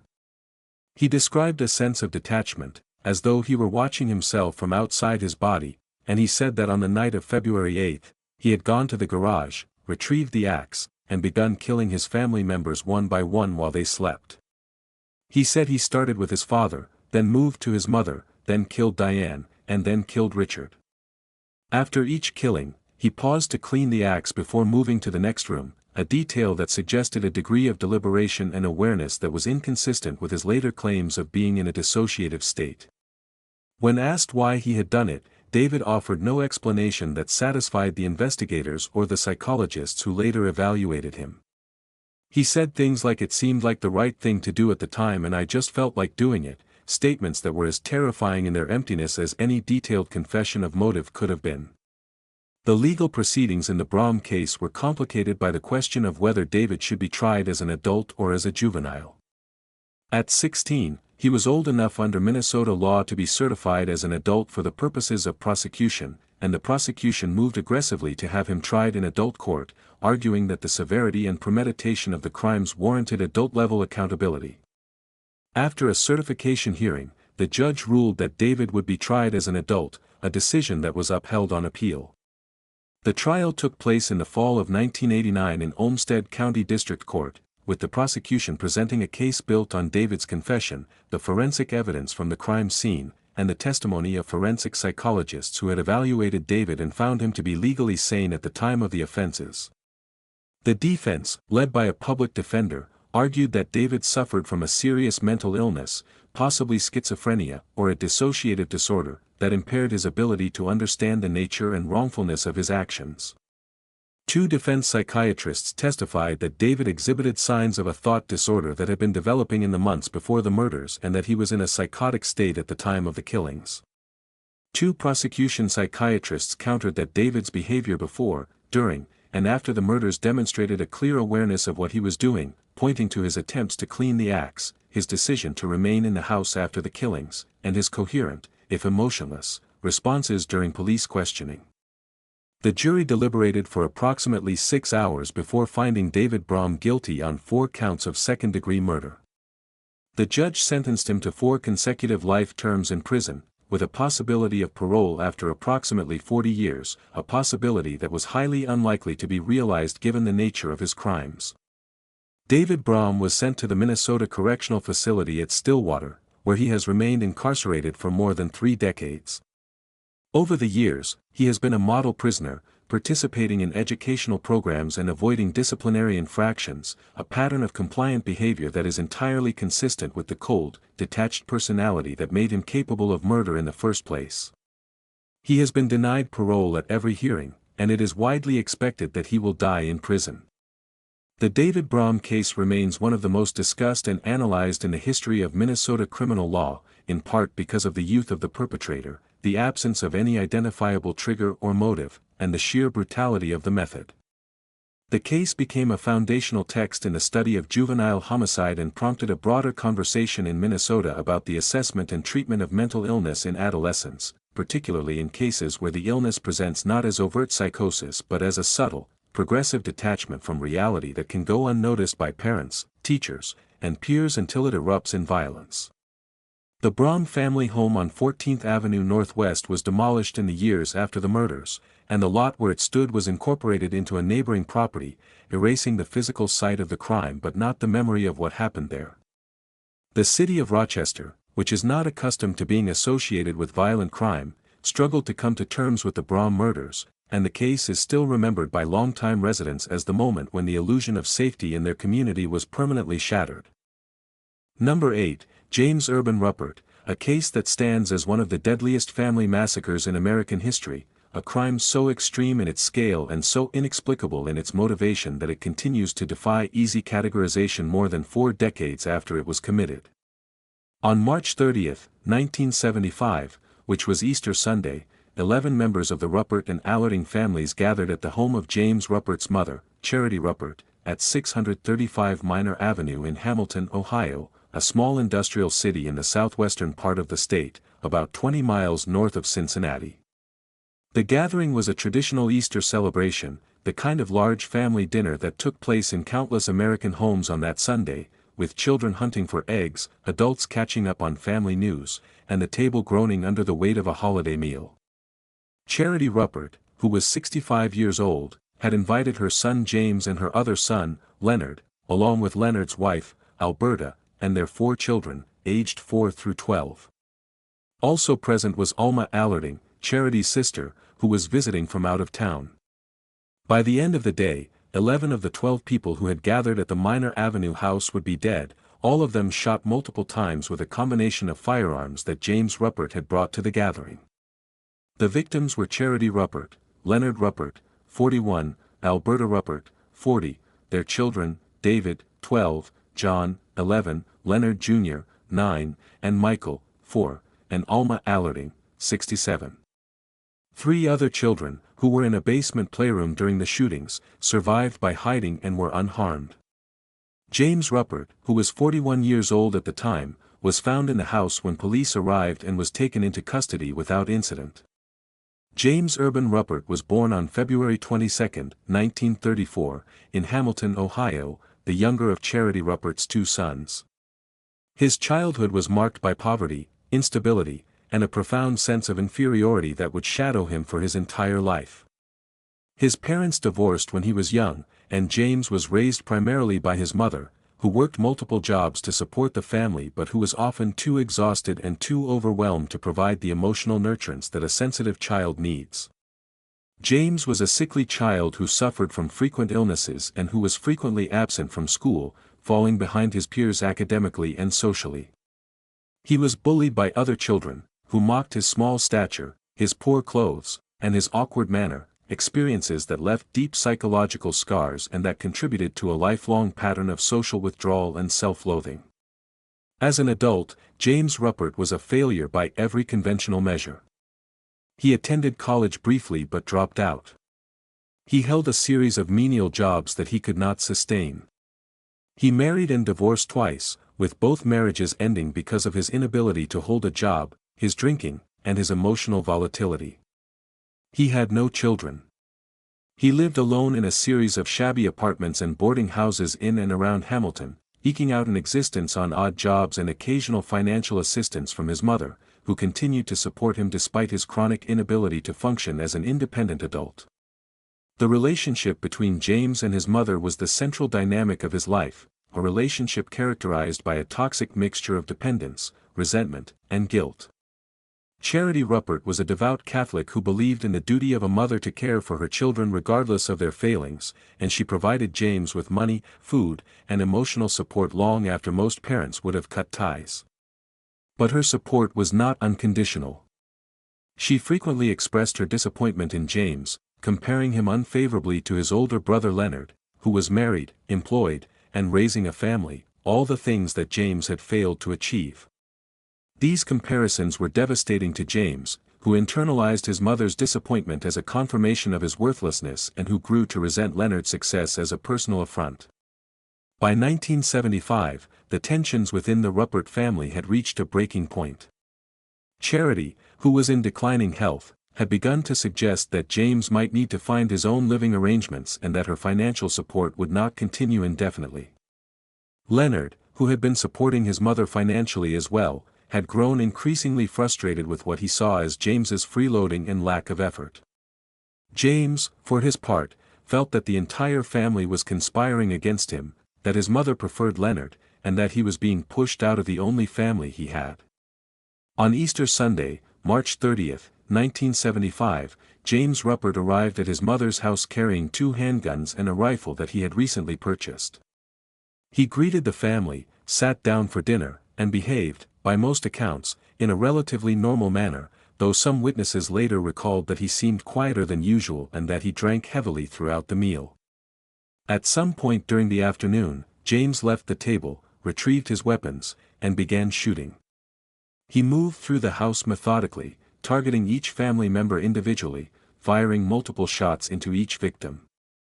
The 3 children who survived had been in the basement playroom and had hidden when they heard the gunshots, a decision that almost certainly saved their lives. After the shootings, James remained in the house, sitting among the bodies, until police arrived approximately 2 hours later, alerted by a neighbor who had heard the gunfire. When officers entered the house, they found a scene of almost incomprehensible carnage, with bodies in multiple rooms and blood covering the floors and walls. James was sitting in a chair in the living room, the weapons on the floor beside him, and he offered no resistance when he was taken into custody. The legal proceedings that followed the Easter Sunday massacre were among the most complex in Ohio history, primarily because of the question of James Ruppert's mental state at the time of the killings. Ruppert was examined by multiple forensic psychiatrists, and the results were deeply divided. Some psychiatrists diagnosed him with schizophrenia, citing a history of delusional thinking, paranoid ideation, and auditory hallucinations that they believed had been present for years. Others diagnosed him with a severe personality disorder, possibly borderline or antisocial, but found no evidence of a psychotic disorder that would have rendered him unable to appreciate the wrongfulness of his actions. The trial took place in 1976 in Butler County Common Pleas Court, and the defense pursued a not guilty by reason of insanity strategy, presenting testimony from psychiatrists who described Ruppert as a man who had been progressively deteriorating mentally for years and who had been in the grip of a psychotic episode at the time of the killings. The prosecution countered with psychiatrists who testified that Ruppert's actions demonstrated planning, awareness, and a clear understanding of what he was doing, pointing to the purchase of the weapons, the timing of the attack during a family gathering when the maximum number of targets would be present, and his calm demeanor after the shootings. The jury, after deliberating for several hours, found Ruppert not guilty by reason of insanity on all charges, a verdict that reflected the strength of the defense's psychiatric testimony and the inherent difficulty of assigning criminal responsibility to a man whose mental state was as disturbed as Ruppert's appeared to be. Following the verdict, Ruppert was committed to the Lima State Hospital for the Criminally Insane, where he would spend the rest of his life under psychiatric care. The verdict was deeply controversial in Hamilton and in the broader community, where many people felt that a man who had murdered 11 members of his own family should not be allowed to escape criminal punishment, regardless of his mental state. The case became a landmark in Ohio legal history and contributed to a broader national conversation about the insanity defense, a conversation that intensified in the years following the acquittal of John Hinckley Jr. for the attempted assassination of President Ronald Reagan in 1981. James Urban Ruppert died in the Lima facility on July 15, 2006, at the age of 72, having spent 31 years in psychiatric confinement. He never expressed remorse for the murders, and psychiatric evaluations conducted throughout his incarceration consistently found that he lacked the capacity for genuine empathy or guilt. The Ruppert family home on Minor Avenue in Hamilton was eventually torn down, and the site became a vacant lot that for many years served as a grim landmark in a neighborhood that preferred not to talk about what had happened there. The Easter Sunday Massacre remains the deadliest family annihilation in Ohio history and one of the deadliest in American history, a crime that defies easy explanation and that continues to haunt the community where it occurred, a permanent scar on the collective memory of a city that lost 11 of its own in a single afternoon of unimaginable violence. Number 9, Christian Michael Longo, a case that began with the discovery of the bodies of a woman and 3 small children in the coastal waters near Newport, Oregon, in December of 2001, and ended with the conviction of a husband and father who had murdered his entire family, dumped their bodies in the ocean, and then fled to Mexico, where he assumed a false identity and lived a life of careless pleasure while an international manhunt closed in around him. On December 19, 2001, the body of 4-year-old Zachary Longo was found in a coastal inlet near Newport, Oregon, by a person walking along the shore. 2 days later, on December 21, the body of 3-year-old Sadie Longo was found in the same inlet. On December 27, the body of 5-year-old Madison Longo was recovered from a different coastal waterway several miles to the south. On January 2, 2002, the body of 34-year-old Mary Jane Longo was found in a marina in Newport, weighted down by a duffel bag filled with rocks. All 4 victims had been strangled, and the condition of the bodies suggested that they had been in the water for varying periods, indicating that they had been disposed of at different times. The investigation, led by the Lincoln County Major Crime Team and the Oregon State Police, immediately focused on Christian Longo, Mary Jane's husband and the father of the 3 children, who had been reported missing along with the rest of his family and who was the last known person to have been with them. Longo had been living with his family in a rented condo in Newport, having recently relocated to Oregon from Michigan, and investigators quickly discovered that the relocation was not a voluntary career move but rather a flight from a trail of financial fraud and deception that Longo had been perpetrating for years. Christian Michael Longo was born on January 23, 1974, in Fairfax, Virginia, and grew up in a series of Midwestern communities as his father, a construction supervisor, moved from job to job. Longo was a bright, charismatic child who excelled in school and who developed an early talent for manipulation and deception, traits that would define his entire adult life. As a teenager, he became involved in petty theft and fraud, running small-scale scams that netted him enough money to sustain a lifestyle that was beyond what his parents could afford. In 1995, he married Mary Jane Baker, a young woman from the Lansing, Michigan area, and the couple had 3 children in quick succession, Zachary in 1997, Sadie in 1998, and Madison in 2000. From the outside, the Longo family appeared to be a typical young middle-class household, but the reality was that Christian Longo was living a double life of extraordinary deceit. He had never held a steady job for any significant length of time, and the income he did earn was vastly insufficient to support the lifestyle he was projecting. To bridge the gap, Longo engaged in a systematic campaign of fraud that included stealing from employers, forging checks, running up credit card debt in Mary Jane's name without her knowledge, and kiting checks between multiple bank accounts. He also committed a series of identity thefts, stealing the personal information of acquaintances and using it to open fraudulent credit accounts. By 2001, the total amount of Longo's fraud exceeded $100,000, and the walls were closing in. Creditors were calling. Employers who had discovered his thefts were pressing charges. The FBI had opened an investigation into his financial crimes. Longo, rather than facing the consequences of his actions, chose to run, convincing Mary Jane that they needed to move to Oregon for a fresh start, a move that she agreed to reluctantly, not knowing the full extent of her husband's deception.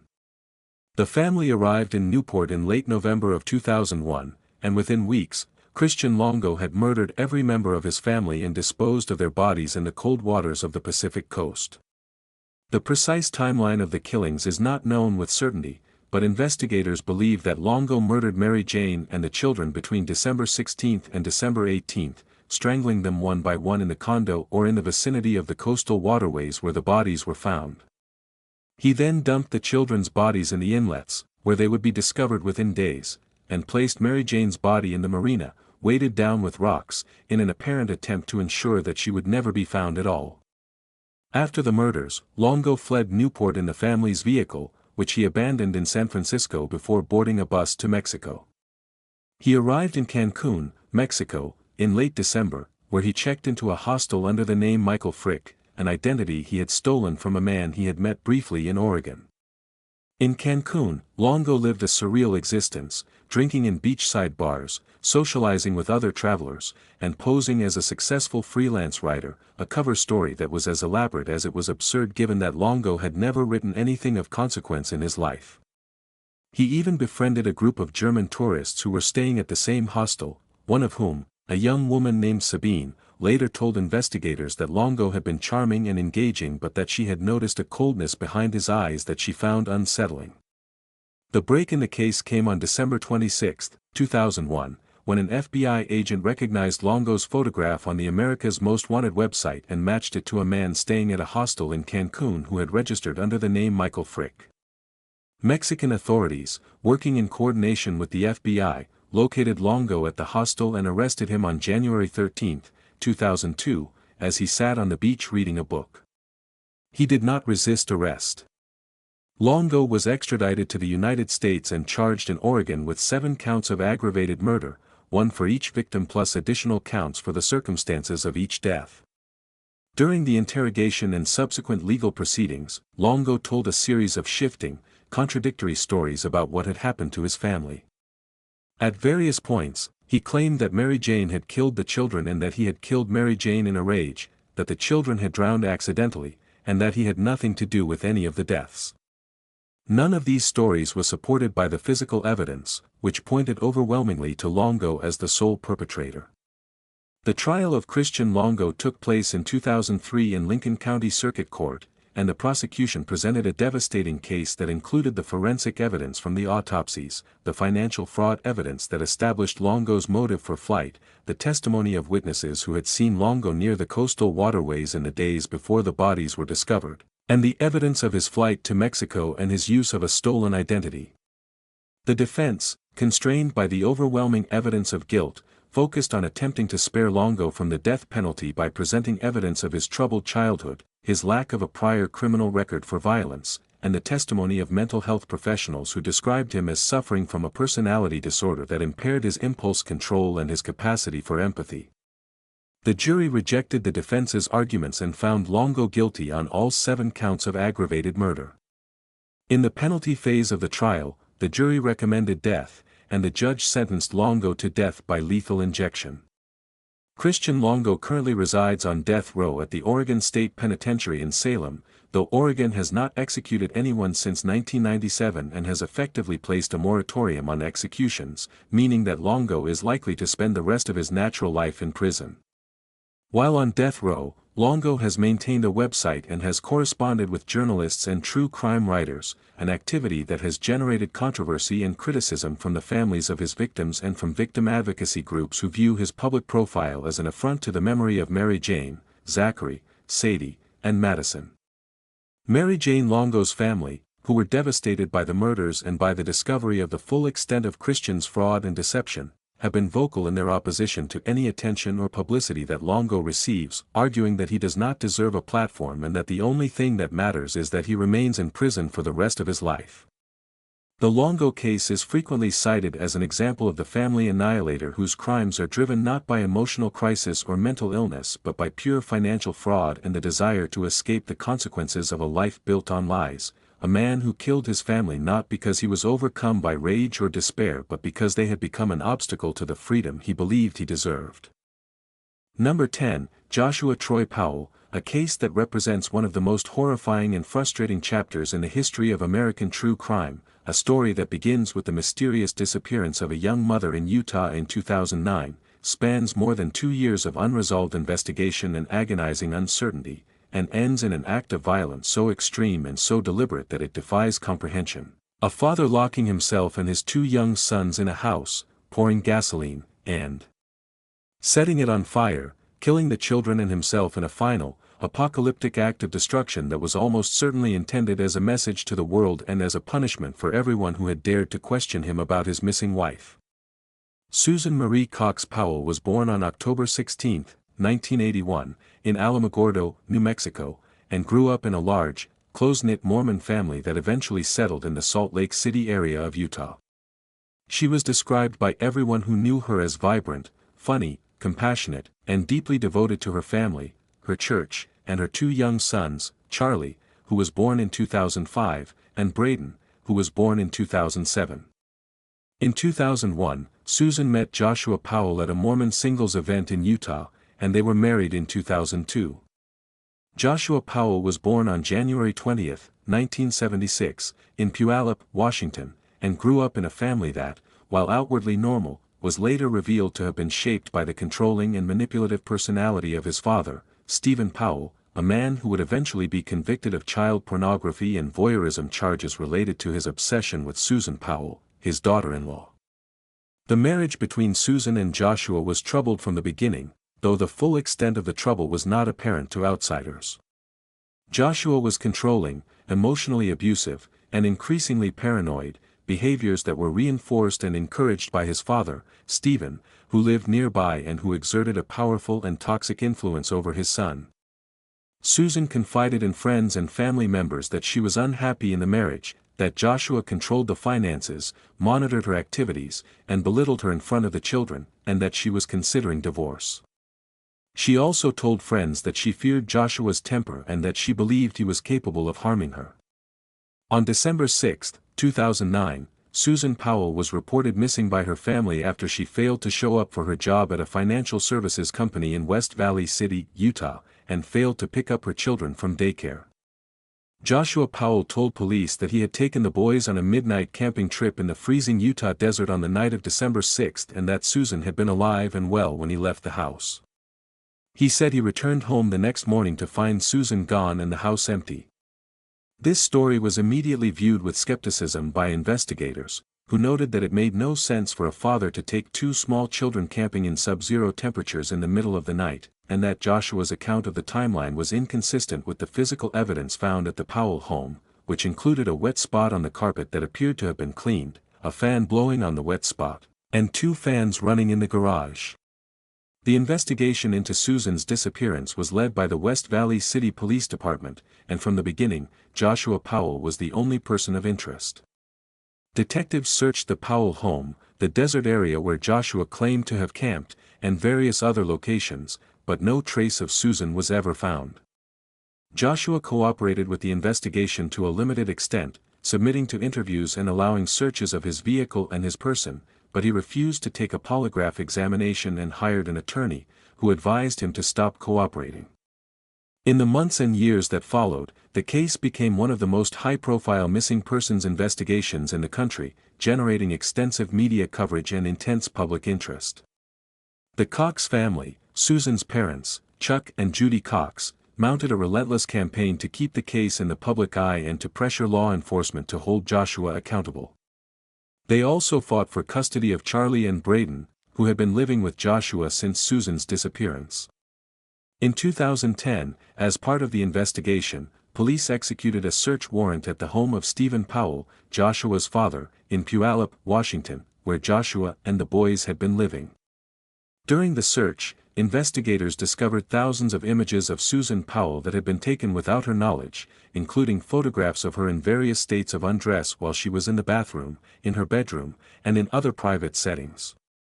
Stephen Powell was subsequently charged and convicted of child pornography and voyeurism, and was sentenced to prison. The discovery of the voyeurism material was a bombshell that confirmed Susan's fears about her father-in-law and that provided a powerful motive for why Susan might have wanted to leave Joshua and why Joshua, with his father's encouragement, might have wanted to stop her.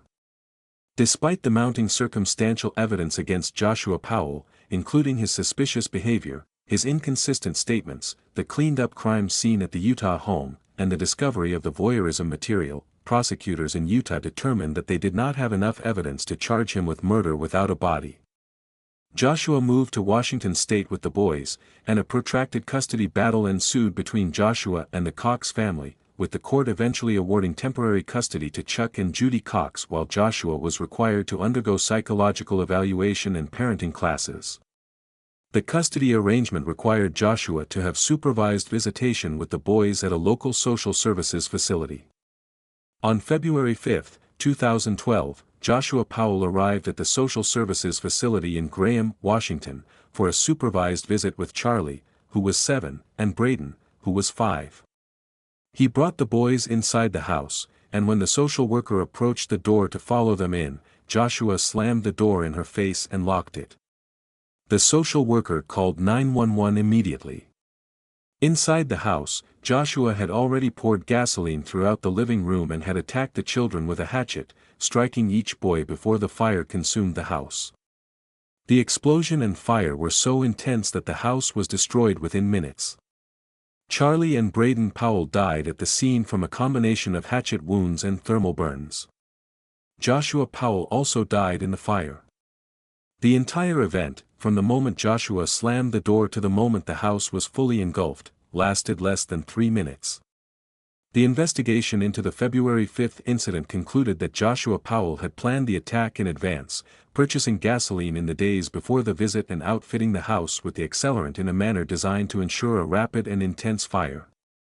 The hatchet wounds on the children, while not the cause of death, indicated that Joshua had inflicted physical violence on them before setting the fire, a detail that suggested that the act was not merely suicidal but homicidal in its intent, a final act of punishment directed not only at the children but at the Cox family, the custody system, and the world that had refused to believe his story about Susan's disappearance. The Joshua Powell case is one of the most devastating in the history of American criminal justice, not because of its complexity or its mystery but because of the sheer, unadulterated horror of its conclusion and the agonizing awareness, shared by everyone who followed the case, that it could have and should have been prevented. The Cox family, who had fought so hard to protect Charlie and Braden and to find out what happened to Susan, were left with nothing but grief and an even deeper sense of injustice, knowing that the system had failed to protect their grandchildren from the man they had always known was responsible for their daughter's disappearance. Susan Powell's body has never been found, and Joshua Powell was never formally charged with her murder, though the West Valley City Police Department has stated unequivocally that they believe Joshua killed Susan on the night of December 6, 2009, and that his actions on February 5, 2012. A case that represents one of the most horrifying and frustrating chapters in the history of American true crime, a story that begins with the mysterious disappearance of a young mother in Utah in 2009, spans more than 2 years of unresolved investigation and agonizing uncertainty, and ends in an act of violence so extreme and so deliberate that it defies comprehension. A father locking himself and his 2 young sons in a house, pouring gasoline, and setting it on fire, killing the children and himself in a final, apocalyptic act of destruction that was almost certainly intended as a message to the world and as a punishment for everyone who had dared to question him about his missing wife. Susan Marie Cox Powell was born on October 16, 1981, in Alamogordo, New Mexico, and grew up in a large, close-knit Mormon family that eventually settled in the Salt Lake City area of Utah. She was described by everyone who knew her as vibrant, funny, compassionate, and deeply devoted to her family, her church, and her 2 young sons, Charlie, who was born in 2005, and Braden, who was born in 2007. In 2001, Susan met Joshua Powell at a Mormon singles event in Utah, and they were married in 2002. Joshua Powell was born on January 20, 1976, in Puyallup, Washington, and grew up in a family that, while outwardly normal, was later revealed to have been shaped by the controlling and manipulative personality of his father, Stephen Powell, a man who would eventually be convicted of child pornography and voyeurism charges related to his obsession with Susan Powell, his daughter-in-law. The marriage between Susan and Joshua was troubled from the beginning, though the full extent of the trouble was not apparent to outsiders. Joshua was controlling, emotionally abusive, and increasingly paranoid, behaviors that were reinforced and encouraged by his father, Stephen, who lived nearby and who exerted a powerful and toxic influence over his son. Susan confided in friends and family members that she was unhappy in the marriage, that Joshua controlled the finances, monitored her activities, and belittled her in front of the children, and that she was considering divorce. She also told friends that she feared Joshua's temper and that she believed he was capable of harming her. On December 6, 2009, Susan Powell was reported missing by her family after she failed to show up for her job at a financial services company in West Valley City, Utah, and failed to pick up her children from daycare. Joshua Powell told police that he had taken the boys on a midnight camping trip in the freezing Utah desert on the night of December 6 and that Susan had been alive and well when he left the house. He said he returned home the next morning to find Susan gone and the house empty. This story was immediately viewed with skepticism by investigators, who noted that it made no sense for a father to take two small children camping in sub-zero temperatures in the middle of the night, and that Joshua's account of the timeline was inconsistent with the physical evidence found at the Powell home, which included a wet spot on the carpet that appeared to have been cleaned, a fan blowing on the wet spot, and two fans running in the garage. The investigation into Susan's disappearance was led by the West Valley City Police Department, and from the beginning, Joshua Powell was the only person of interest. Detectives searched the Powell home, the desert area where Joshua claimed to have camped, and various other locations, but no trace of Susan was ever found. Joshua cooperated with the investigation to a limited extent, submitting to interviews and allowing searches of his vehicle and his person, but he refused to take a polygraph examination and hired an attorney, who advised him to stop cooperating. In the months and years that followed, the case became one of the most high-profile missing persons investigations in the country, generating extensive media coverage and intense public interest. The Cox family, Susan's parents, Chuck and Judy Cox, mounted a relentless campaign to keep the case in the public eye and to pressure law enforcement to hold Joshua accountable. They also fought for custody of Charlie and Braden, who had been living with Joshua since Susan's disappearance. In 2010, as part of the investigation, police executed a search warrant at the home of Stephen Powell, Joshua's father, in Puyallup, Washington, where Joshua and the boys had been living. During the search, investigators discovered thousands of images of Susan Powell that had been taken without her knowledge, including photographs of her in various states of undress while she was in the bathroom, in her bedroom, and in other private settings. Stephen Powell was subsequently charged and convicted of child pornography and voyeurism, and was sentenced to prison. The discovery of the voyeurism material was a bombshell that confirmed Susan's fears about her father-in-law and that provided a powerful motive for why Susan might have wanted to leave Joshua and why Joshua, with his father's encouragement, might have wanted to stop her. Despite the mounting circumstantial evidence against Joshua Powell, including his suspicious behavior, his inconsistent statements, the cleaned-up crime scene at the Utah home, and the discovery of the voyeurism material, prosecutors in Utah determined that they did not have enough evidence to charge him with murder without a body. Joshua moved to Washington state with the boys, and a protracted custody battle ensued between Joshua and the Cox family, with the court eventually awarding temporary custody to Chuck and Judy Cox while Joshua was required to undergo psychological evaluation and parenting classes. The custody arrangement required Joshua to have supervised visitation with the boys at a local social services facility. On February 5, 2012, Joshua Powell arrived at the social services facility in Graham, Washington, for a supervised visit with Charlie, who was 7, and Braden, who was 5. He brought the boys inside the house, and when the social worker approached the door to follow them in, Joshua slammed the door in her face and locked it. The social worker called 911 immediately. Inside the house, Joshua had already poured gasoline throughout the living room and had attacked the children with a hatchet, striking each boy before the fire consumed the house. The explosion and fire were so intense that the house was destroyed within minutes. Charlie and Braden Powell died at the scene from a combination of hatchet wounds and thermal burns. Joshua Powell also died in the fire. The entire event, from the moment Joshua slammed the door to the moment the house was fully engulfed, lasted less than 3 minutes. The investigation into the February 5 incident concluded that Joshua Powell had planned the attack in advance, purchasing gasoline in the days before the visit and outfitting the house with the accelerant in a manner designed to ensure a rapid and intense fire. The hatchet wounds on the children, while not the cause of death, indicated that Joshua had inflicted physical violence on them before setting the fire, a detail that suggested that the act was not merely suicidal but homicidal in its intent, a final act of punishment directed not only at the children but at the Cox family, the custody system, and the world that had refused to believe his story about Susan's disappearance. The Joshua Powell case is one of the most devastating in the history of American criminal justice, not because of its complexity or its mystery but because of the sheer, unadulterated horror of its conclusion and the agonizing awareness, shared by everyone who followed the case, that it could have and should have been prevented. The Cox family, who had fought so hard to protect Charlie and Braden and to find out what happened to Susan, were left with nothing but grief and an even deeper sense of injustice, knowing that the system had failed to protect their grandchildren from the man they had always known was responsible for their daughter's disappearance. Susan Powell's body has never been found, and Joshua Powell was never formally charged with her murder, though the West Valley City Police Department has stated unequivocally that they believe Joshua killed Susan on the night of December 6, 2009, and that his actions on February 5, 2012, were consistent with the behavior of a man who knew he would never be held accountable for his original crime.